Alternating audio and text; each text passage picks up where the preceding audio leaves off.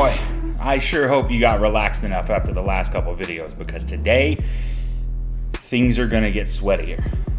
We're looking at Anvil Vault Breakers from Action Square Games. Action Square call Anvil a multiplayer, co-op, top-down, sci-fi, roguelike action shooter. And while technically this is the most succinct way of describing it, there's also a whole lot more at play here.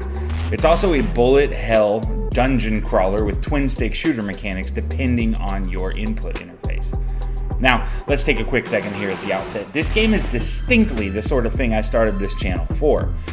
I don't have any real experience with this sort of game, like, at all.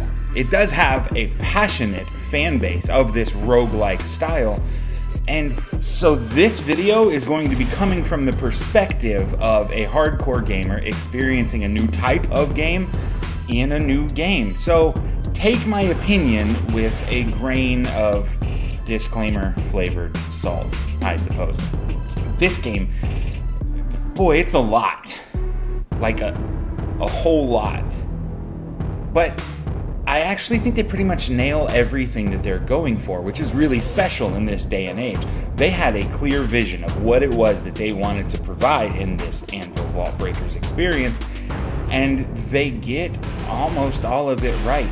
It should be noted that this is considered a work in progress. The game is in pre-release status, even though we have it available for us on the Game Pass, so there will be changes made. I will say there are some that I think should be there already, but they definitely need to be in place before the launch. But this thing's got some really cool shit. Let's take a quick look. This game has a story, but I'm gonna be honest, it doesn't matter, even a little bit. Humans suck, and we killed a bunch of shit in other worlds as we continue our expansion across the universe. We unlock some Forerunner, some other unique aliens, race tech, and it allows us to not only travel through all of existence, but also to learn to be able to build unique avatars we can control with no lag and send those in the place of actual living things to chase down new discoveries on alien planets. The holy first relic ever discovered contained the ability of limitless replication. Enter the Breakers. The Breakers are the various avatars we created to launch from this hub that you see here, to search the alien worlds and unlock their vaults. Now, vaults are massive stores of untapped and unique tech, which we can use to upgrade our civilization and further our capabilities. Each one of these Breakers has a unique skill set. They're highly varied in the approach they require from a player as well. We've got standard, well-rounded classes, DPS-focused tanks, and defensive, buff-giving characters. Actually, character is the wrong word.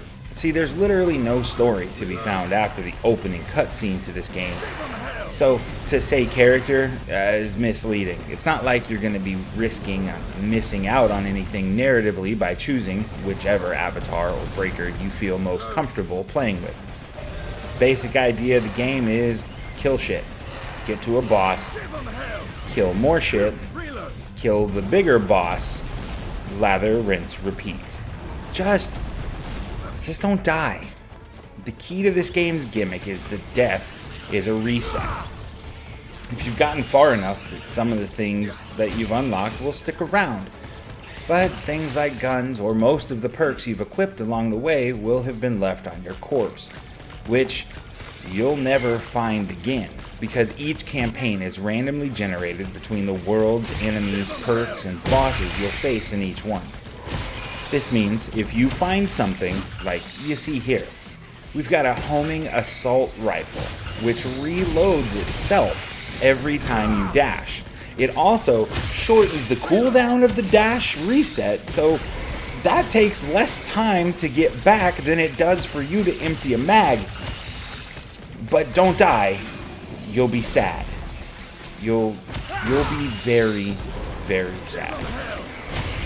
The big fights and the boss fights of this game are pure bullet hell madness. They take some very tight mechanics to be able to win. It's also fun to see the random generation in work where I leave this world of pure organic life forms to fight a boss who is not that. That's not organic.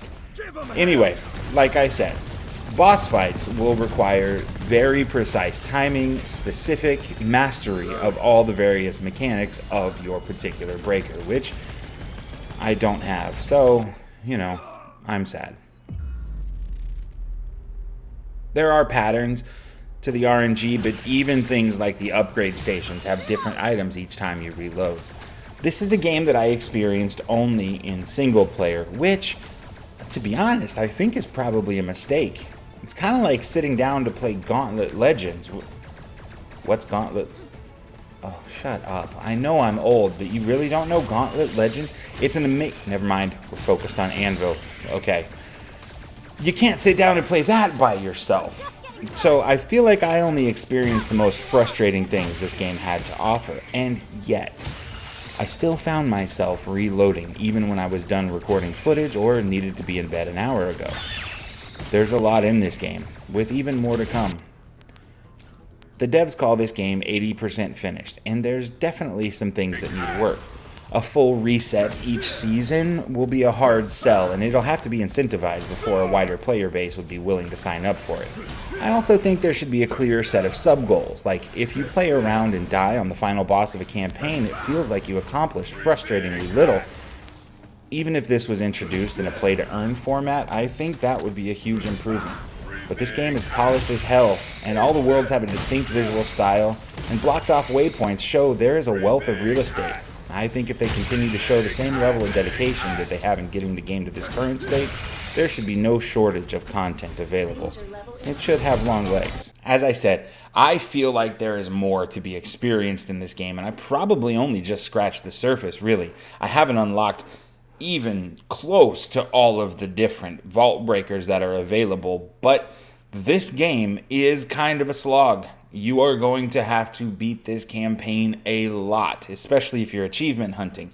You only get achievements for clearing level 5s and 7s, so beating the various worlds that you have to re-explore.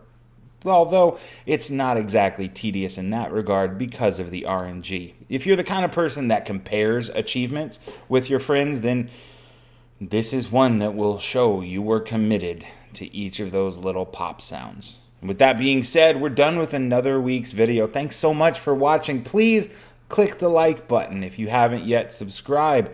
We're going to continue trying new games as we guide ourselves up the mountain of Game Pass. Thanks for joining me, letting me be your Game Pass guru. Make the time to take the time to tell someone you love them, and I'll see you real soon.